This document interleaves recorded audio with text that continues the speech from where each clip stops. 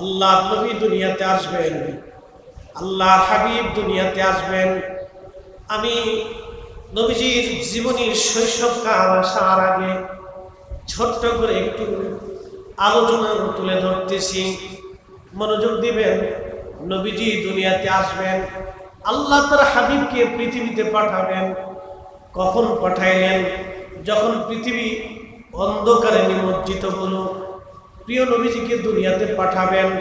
কোরআন বলতেছে ওমা আরসালনাকা, নবী গো আপনাকে পাঠাইছি ইল্লা, শুধুমাত্র এই জন্য, শুধু এই কারণে, শুধুমাত্র এই জন্য, রাহমাতাল লিল আলামিন, সমস্ত জগতের রহমত বানাইয়া আপনি নবীকে দুনিয়ার মধ্যে আমি আল্লাহ পাঠিয়েছি। চিৎকার করে জোরে বলেন আল্লাহু আকবার। এই জন্য আল্লাহ নবীকে কেন্দ্র করে যতগুলি অনুষ্ঠান হয় সবই বরকতময়, রহমতময়। এই জন্য নবীর মিলাদের মজলিস রহমতময়। আল্লামা ইমাম জালালউদ্দিন আস-সুয়ুতি আল-বাসরি ফি শারহ আশ-শামাইলের মধ্যে তিনি লিখেছেন, যেই ঘরে, যেই বাড়ি, যেই মহল্লায় আমার নবীর মিলাদের অনুষ্ঠান হয়, ওই বাড়ি, ওই ঘর, ওই মহল্লা 1 বছর পর্যন্ত আমার নবী রাহমাতুল লিল আলামিনের কারণে আল্লাহ রহমত নাযিল করতে থাকে। খুব মনোযোগ। আল্লাহর নবী পবিত্র মিম্বার শরীফে বসা প্রিয় নবী সাহাবায়ে কেরাম নিয়ে ওয়াজ করতেছিলেন। আচ্ছা, আপনাদেরকে বলি, জবাব দিবেন। এখন যদি আমি ওয়াজ করার সময় বলি আমার আব্বা এটা, আমি এটা হুজুর, আমি বড় হুজুর, আমি এত নামাজ পড়ি, আমি এত রোজা করি, আমি তাহাজ্জুদ করি, আমার বউ পড়ে, আমার হুলাই পড়ে, আমার জন্মের সময় এটা হয়েছিল, আমার বাবা এটা দেখছিল, আমার মা এটা ছিল, আপনারা কি ওয়াজ শুনবেন? আপনারা কেবল হুজুর আনছে কোরআন সুন্নাহর কথা শোনার জন্য, হুজুর দেখি নিজের তেল নিজে মারতেছে, ঠিক কিনা? কিন্তু আমার নবী খোদার ঘর মসজিদে নববী, পৃথিবীর দামি মসজিদের মধ্যে অন্যতম মসজিদ, যেই মিম্বরে বসে রাহমাতুল নবী ভাষণ দেন, পৃথিবীর শ্রেষ্ঠ মিম্বর, ওই মিম্বরে বসে নবী বলতেছিলেন, সাহাবীরা রে, আমার ফজিলত তোমরা শোনো, আমার মর্যাদা তোমরা শোনো। দা ইব্রাহিম খলিলুল্লাহ আলাইহিস সালাতু ওয়াস সালাম, আমি ইব্রাহিম আলাইহিস সালামের দোয়া, আল্লাহর পয়গম্বর হযরত ইব্রাহিম দোয়া করার সময় বলতেন, রব্বুল আলামিন আপনি দয়া করে আমার নসলে, আমার বংশে, আমার নসলে, আমার বংশে আপনি আখিরি নবী পাঠাবেন। তার মানে ইব্রাহিম জানতেন আমার নসলে যদি আখিরি নবী যায় তাহলে আমার বংশের দাম বাড়বে। কি কথা কথা কা? ইব্রাহিম আলাইহিস সালাম জানতেন আমার নসলে যদি আখিরি নবী যায় তাহলে আমার বংশের দাম বাড়বে। এই জন্য আল্লাহর নবী দুরুদে ইব্রাহিম, যেটা আমরা সাধারণত বলি, এই দুরুদে ইব্রাহিমের মধ্যে নবীজি নিজের নামের সাথে ইব্রাহিম আলাইহিস সালামের নাম দিয়ে আমাদের জন্য আল্লাহর নবী বাধ্য করে দিয়ে গেলেন, তোমরা আমার মিল্লাতের বাবা ইব্রাহিমের উপরে তোমরাও দুরূদ সালাম পাঠাইও। একবার জোরে বলেন না মারহাবা। শুনেন, ইব্রাহিম আলাইহিস সালামের কারণে আমার নবীর দাম বাড়ে নাই। ইব্রাহিম আলাইহিস সালামের নসলে আসার কারণে আমার রাসূলের দাম বাড়ে নাই। আমার নবীর কারণে ইব্রাহিম আলাইহিস সালামের নসলের দাম বেড়েছে। আমার রাসূলের কারণে ইব্রাহিম আলাইহিস সালামের বংশের দাম বেড়েছে। আমার রাসূলের কারণে ইব্রাহিম আলাইহিস সালামের নসলের দাম বেড়েছে। আমাদের কারণে নবীর দাম বাড়ে নাই, নবীর মিলাদের মাহফিলের কারণে আমাদের দাম বাড়ছে। আমরা যদি বুঝতাম। আরবিতে একটা প্রবাদ আছে, শারফুল মাকিনা ওয়া শারফুল মাকাম, শারফুল মাকানে ওয়া শারফুল মাকিন। কিছু জায়গার কারণে মানুষের দাম বাড়ে, কিছু মানুষের কারণে জায়গার দাম বাড়ে। ইব্রাহিম আলাইহিস সালাম জানতেন, আল্লাহ আমার নসলে আপনি আখিরি নবী পাঠাই দিয়েন, আল্লাহ আমার বংশে আপনি আখিরি নবী দিয়েন, আল্লাহ আপনি আমার বংশে আখিরি নবী পাঠায়েন। নবী তার নসলে আসবে, এই জন্য ইব্রাহিম আলাইহিস সালামের সম্মান আল্লাহ বাড়াই দিবেন, বংশের উজ্জ্বলতা আসবে, বংশের দাম বেড়ে যাবে। সেই জন্য আল্লাহর খলিল ইব্রাহিম আলাইহিস সালাম দোয়া করতেন। চিন্তা করেন তো, নবীরা কত সূক্ষ্মদর্শী ছিলেন, এই নবী পাওয়ার জন্য তাদের কত আকুতি মিনতি ছিল।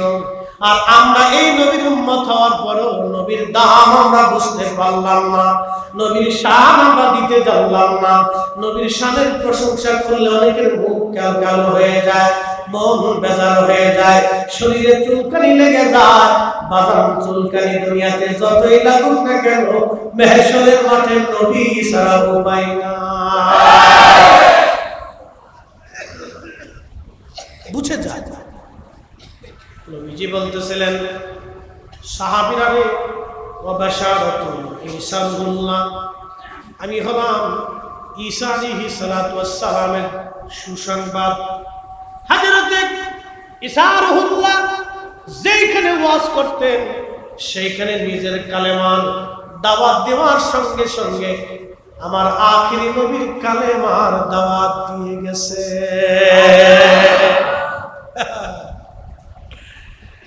হযরত ঈসা রুহুল্লাহ আলাইহিস সালাম যেখানে ওয়াজ করতেন, সেইখানে আমার আখিরি নবীর প্রশংসা করতেন। আমরা রহমতের নবীর প্রশংসা করতেন, গুণগান গাইতেন।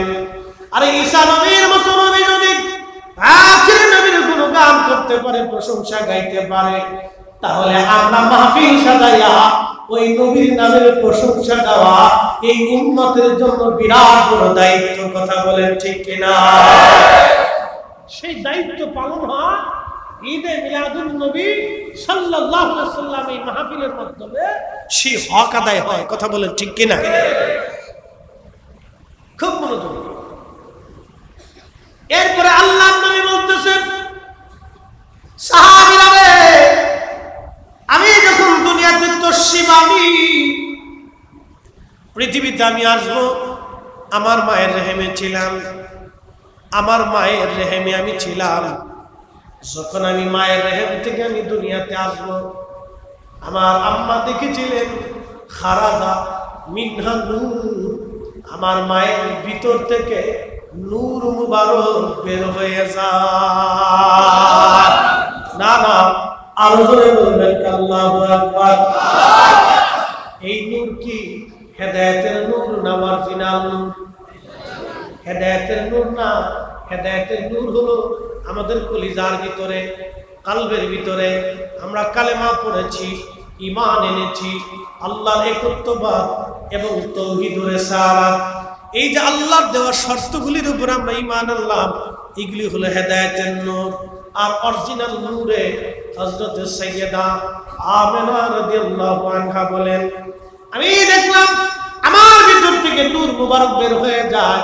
আল্লাহর নবী ডাক দিয়ে বলেন, সাহাবীরা রে, শুধু নূর দেখেন নাই আমার আম্মা, ওই নূরের আলোতে সুদূর শাম, তখন এটা এই শাম ছিল এই রোমানদের বিরাট বড় রাজধানী, বিরাট বড় প্রাসাদ এবং তাদের বিরাট বড় সে গোডাউন ছিল, সেনা ক্যাম্প ছিল, তাদের ক্যান্টনমেন্ট ছিল। হযরতে আমিনা বলতেছেন, আমি দেখলাম কুসুরু শাম, শামের বিরাট বড় বড় প্রাসাদ ওই নূরের আলোতে প্রকাশ্যভাবে দেখা যাইতেছে।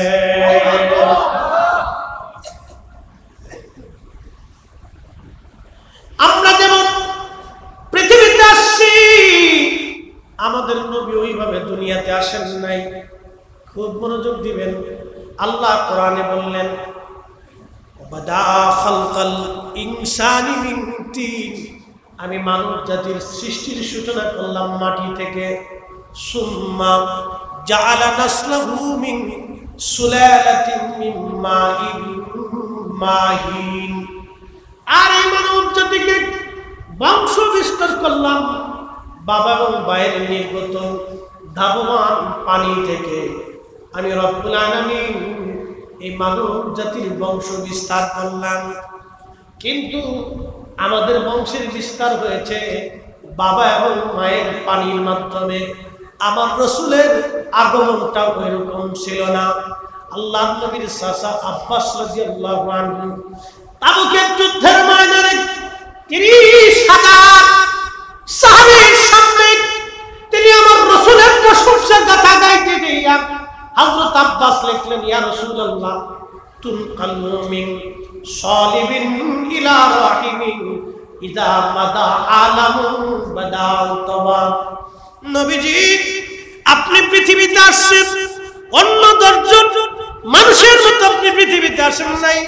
তুনকালু মিন সালিবিন, সুল থেকে, ইলা রাহিমিন, রহিম হয়ে। আল্লাহু আকবার। সুল এবং রহিম তাও পবিত্র, অপবিত্র না।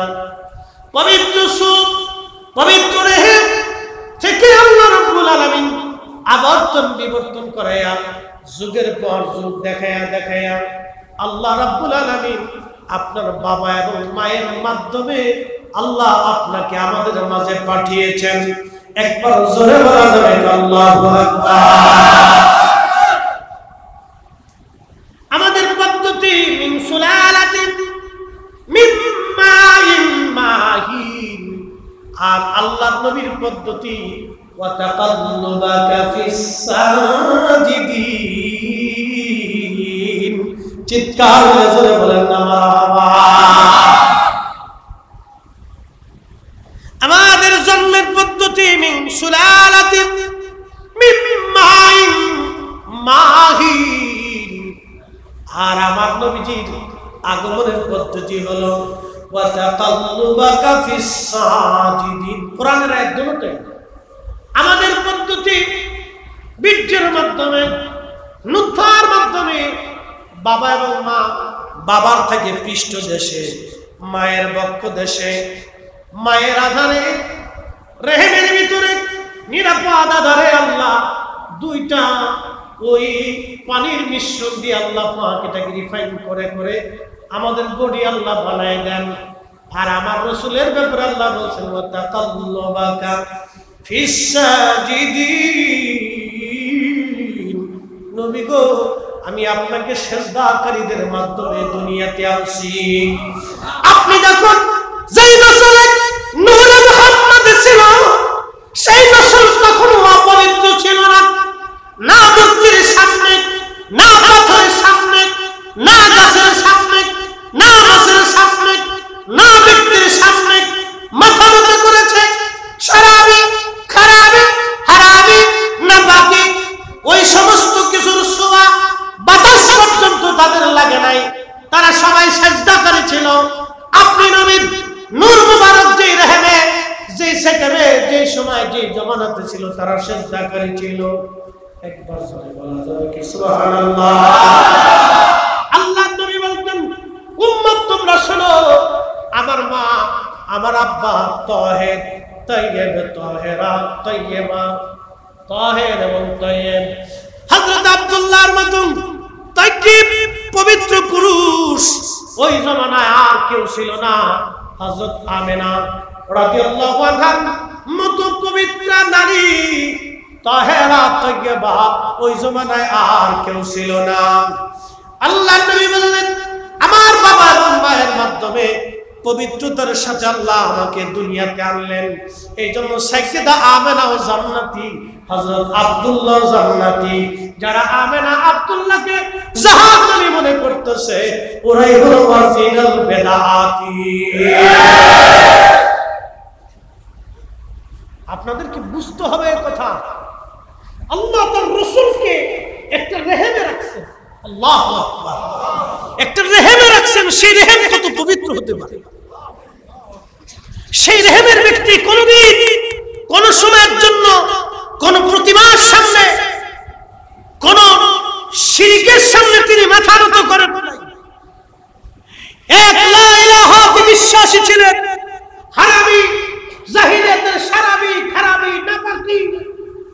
তাদের শরীরের নাশ পর্যন্ত তিনারা এত ত্যাগী এবং তাহের ছিলেন। আজকে এক বদ আকীদা বাংলাদেশে প্রতিষ্ঠিত করার জন্য এক শ্রেণীর মানুষ লেগে বসেছে।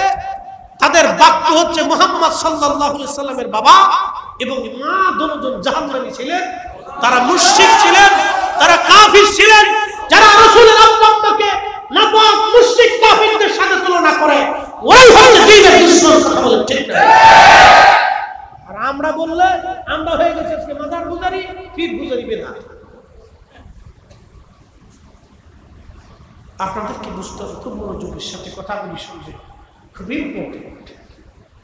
আল্লাহ নবী বলতেছেন আমার আম্মা দেখছেন খারাজা মিনহা নূর, মায়ের ভিতর থেকে নূর আসছে। এটা আমার বাক্য না তো, এটা আল্লাহ রাসূল নিজে বলতেছে। আচ্ছা, আল্লাহর হাবিব পৃথিবীতে তাশরীফ আনলেন। সাইয়্যিদা আমিনা রাদিয়াল্লাহু আনহা বলতেন, আমি মাঝে মধ্যে এই ঘটনাটা আমি পরে আসতেছি, আগে আসি রাসূল করিম পৃথিবীতে আসছে। 14ই পূর্ণিমা রাত চলতেছে। আব্বাস রাদিয়াল্লাহু আনহু রাসূল করিমের 2 বছর 2.5 বছরের বড়। তিনি বলতেছেন ইয়া রাসূলুল্লাহ, আমি ছোট্টকালে আপনাকে দেখার জন্য আসছি। আপনি দোলনায় ছিলেন, আমি দেখতে আসছি আপনি একা কিন্তু কাঁদতেছিলেন। এমন সময় দেখি আকাশের চাঁদের দিকে তাকায় আপনি হাসতেছেন।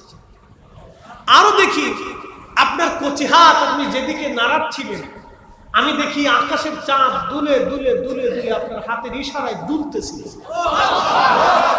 হয়েছে না? আরো জোরে, আরো জোরে জোরে জোরে।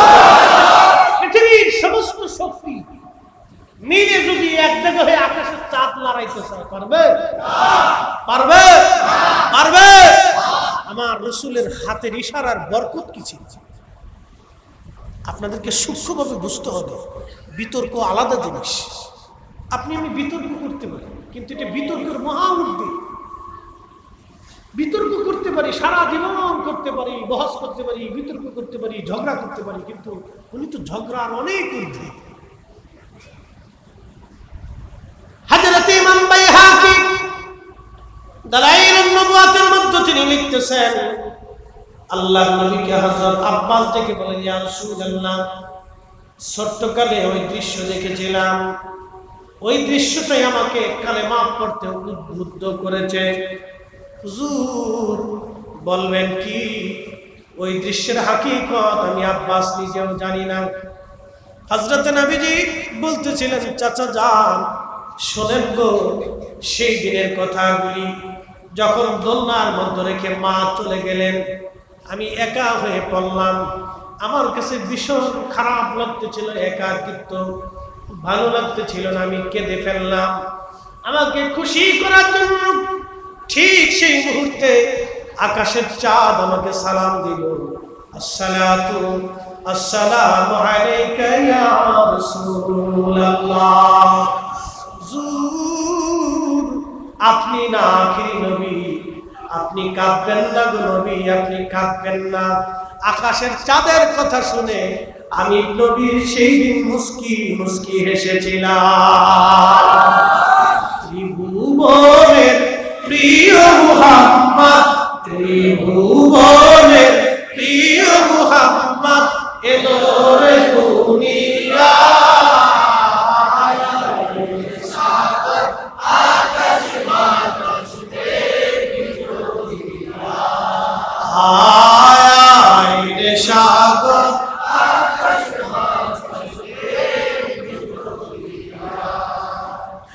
ধুলির ধারা বেহেশত আজ জয় করিল দিল রে লাজ।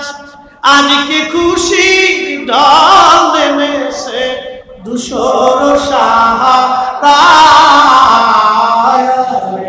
সাগর আকাশ বাতাস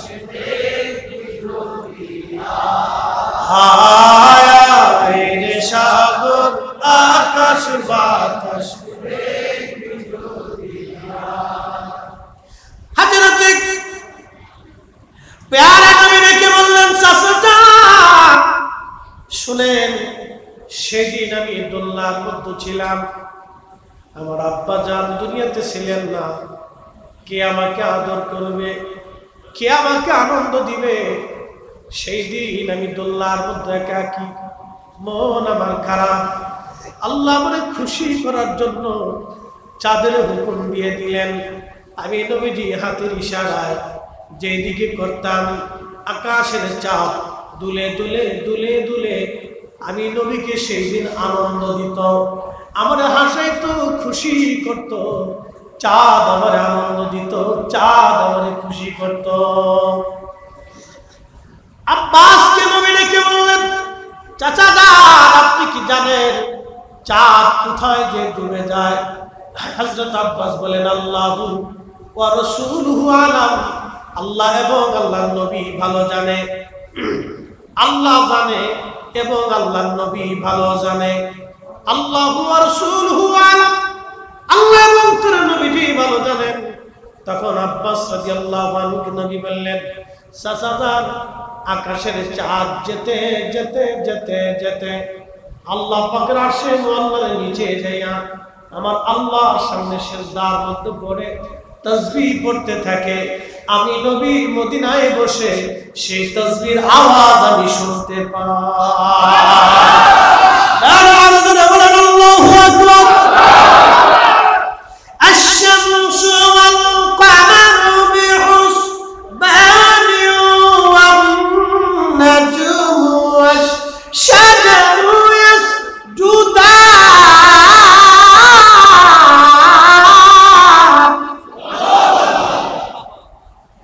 الشمس সূর্য والقمر চাঁদ والنجم সারা আকাশের নক্ষত্র যেমন করে আপনারা সুন্দর ঝাড়ের বাতি দিয়ে আপনারা সাজাইছেন আজকের মাহফিল, ঝাড়ের বাতিগুলি দেখতে যত সুন্দর, আকাশের নক্ষত্র মালাগুলো এরকম দেখতে সুন্দর।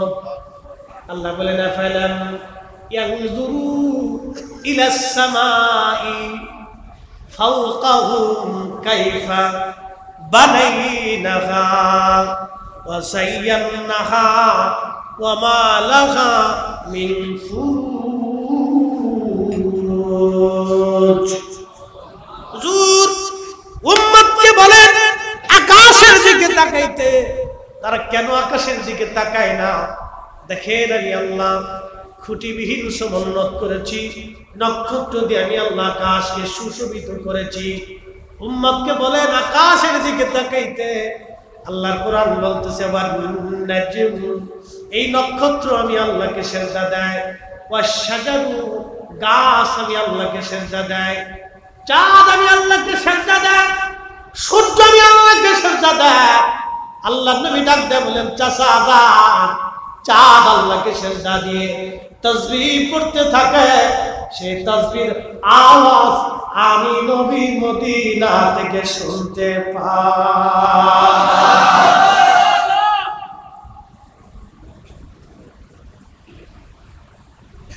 অপরাধে কোরআন আল্লাহ বলতেছেন, আলাম তারা, আপনি কি দেখেন না? সুবহানাল্লাহ। আলাম তারা, নবীজি আপনি কি দেখেন না?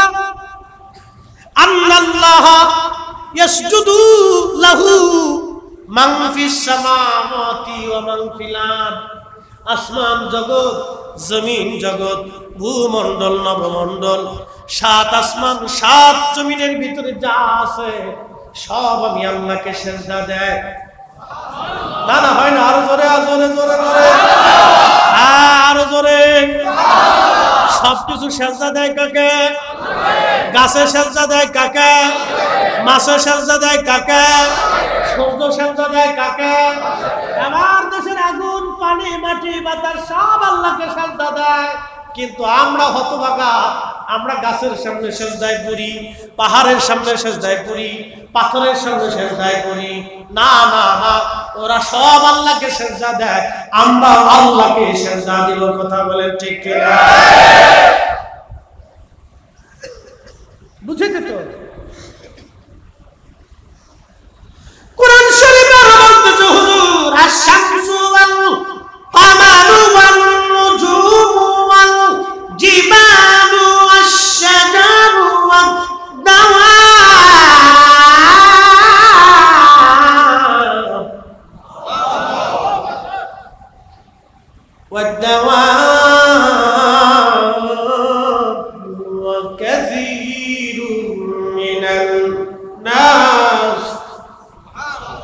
হুজুর আশ-শামসু সূর্য সিজদা দেয়, ওয়াল কামারু চাঁদ সিজদা দেয়, ওয়ান নুজুমু নক্ষত্র সিজদা দেয়, ওয়াল জিবালু পাহাড় সিজদা দেয়, ওয়াশ শাজারু গাছে সিজদা দেয়, ওয়াদ দাবাবু সমস্ত পশু পাখি প্রাণী সৃষ্টি জগৎ যা আছে সব সব আমি আল্লাহকে সিজদা দেয়। যত জীব জানোয়ার কীট পতঙ্গ যা আছে ওয়া দাবাবু সব আমি আল্লাহকে সিজদা দেয়। ওয়া কাসীরুম মিনান নাস কিছু মানুষ আমি আল্লাহকে সিজদা দেয়, সব মানুষ আল্লাহকে সিজদা দেয় না। ফেরেশতারা দেয়, জিনেরাও দেয়, কিছু মানুষ আল্লাহকে সিজদা দেয়।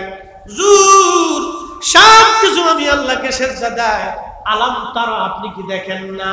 নবী বলতেছেন চাচা যান, ওই চাঁদ আল্লাহর আরশে মোল্লার নিচে দেয় সিজদা দেয়, ওই চাঁদের সিজদার তাসবিহ আওয়াজ আমি নবী নিজের কানে মদিনায় বসে বসে শুনতে পাই। একবার জোরে বলবেন আল্লাহু আকবার। আল্লাহর কোরআনের সাথে নবীর কথার কত চমৎকার মিল।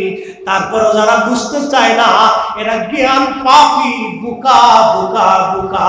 এরা দুনিয়াতে অন্ধ, কবরে অন্ধ হবে, হাসরের মাঠেও তারা অন্ধ হয়ে থাকবে। আমরা অন্ধ হতে চাই না, আমরা চক্ষুওয়ালা হতে চাই, নবীর কদমের গোলাম হতে চাই। কথা বলেন ঠিক কিনা? হযরত ইমাম মালিক ইবনে আনাস রাদিয়াল্লাহু আনহু যিনি চার ইমামের একজন ইমাম ছিলেন, সুন্দর করে মসজিদে নববীতে চারজন ইমামের নাম রাদিয়াল্লাহু তাআলা আনহু সহ লেখা আছে। ইমাম মালিক মদিনার হাউস, যেটা সীমানা সুদূর মদিনা ইউনিভার্সিটি থেকে শুরু করে উহুদ পাহাড়ের একেবারে শেষ প্রান্ত হয়ে মদিনাতুল মুনাওয়ারার বিরাট সীমানা, ৮০ বছরের জীবনে কোনদিন তিনি জুতা পরেন নাই। কোনদিন তিনি ৮০ বছরের জীবনে একটা সেকেন্ডের জন্য, একটা বারের জন্য মুখের থুতু পর্যন্ত জমিনে ফেলেন নাই।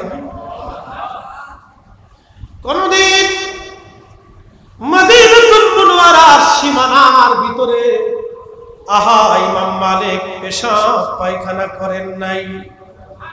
প্রশ্ন করলে বলতেন দুনিয়ার মানুষে, যেই মাটির ভিতরে রাহমতের নবী ঘুমিয়ে আছেন, আমি ইমাম মালিক সেই মাটির উপরে কি করে ভিতরে পেশাব করি, জুতা পরি, থুতু নিক্ষেপ করি, আমার জীবন চলে যাবে। এই মদিনার মাটির ভিতরে রহমতের নবী বিশ্রাম করতেছেন, এই হাউদের ভিতরে আমি পেশাব পায়খানা, জুতা স্যান্ডেল, থুতু ফেলতে করতে পারবো না।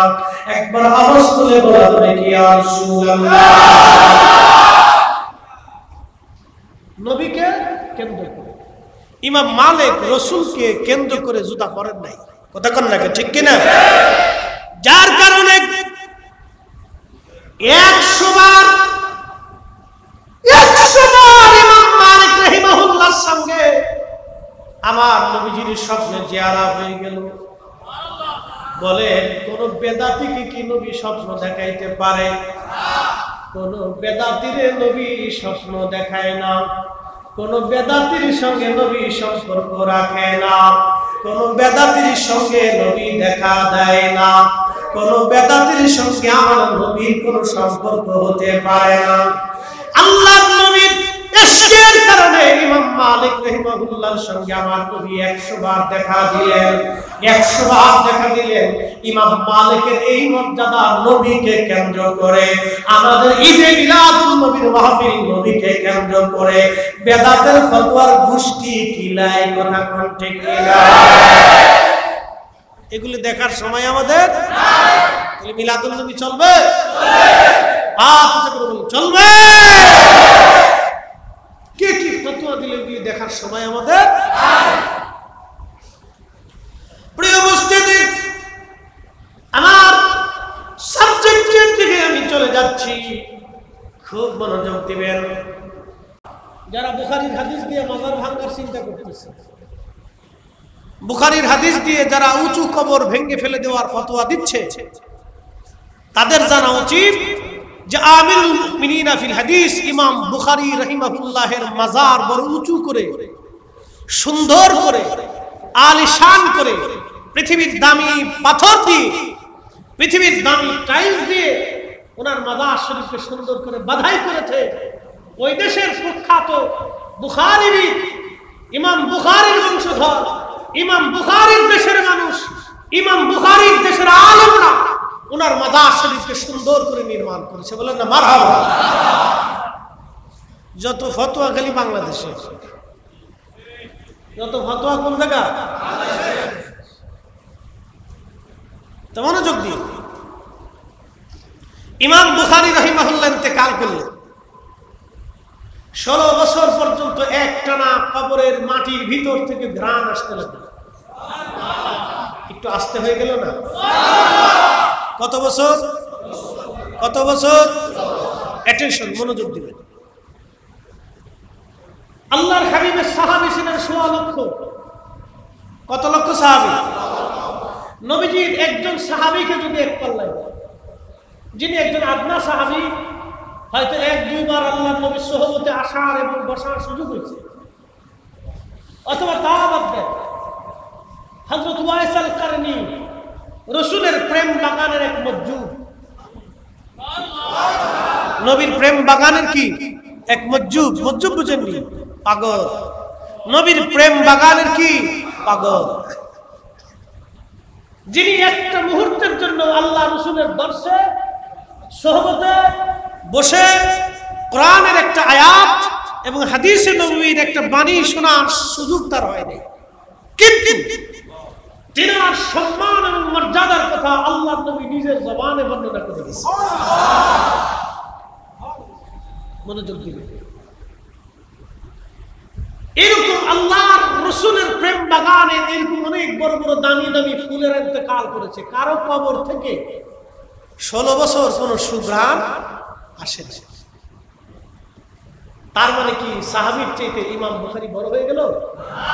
জোরে বলতে হবে, বড় হয়েছে না? লক্ষ কোটি ইমাম বুখারী রাহিমাহুল্লাহ যদি এক পাল্লায় দেন, প্রিয় নবীর একজন সাহাবীকে যদি আরেক পাল্লায় দেন, তো নবীর একজন সাহাবীর ওজনের সমান হবে না। কথা বলেন ঠিক না? সাহাবীর মর্যাদা কি কারণে? আল্লাহ রাসূলের সোহবতের কারণে। জোরে জোরে জোরে। সাহাবীদের দাম নবীকে কেন্দ্র করে। আজকের মাহফিল কাকে কেন্দ্র করে? সাহাবীর দাম কাকে কেন্দ্র করে? ইমাম বুখারী নবীর হাদিসের খেদমত করার কারণে ওনার কবর যদি 16 বছর পর্যন্ত আল্লাহর বেহেশতের সুঘ্রাণ কবরের মাটির ভিতর থেকে আসতে পারে, ইমাম বুখারীর মর্যাদা হয়েছে নবীকে কেন্দ্র করে, সাহাবীদের মর্যাদা হয়েছে নবীকে কেন্দ্র করে, ওলিদের মর্যাদা হয়েছে রাসূলকে কেন্দ্র করে, মিলাদুন নবী মাহফিল মর্যাদা হয়েছে নবীকে কেন্দ্র করে। এই মাহফিলে যারা আসবে তাদের দাম হবে রাসূলকে কেন্দ্র করে। কথা বলেন ঠিক না? ও বেদাত সেদাত আর নাজায়েজের ফতোয়ার গোষ্ঠী কি যাই, ওগুলি দেখার টাইম আমাদের।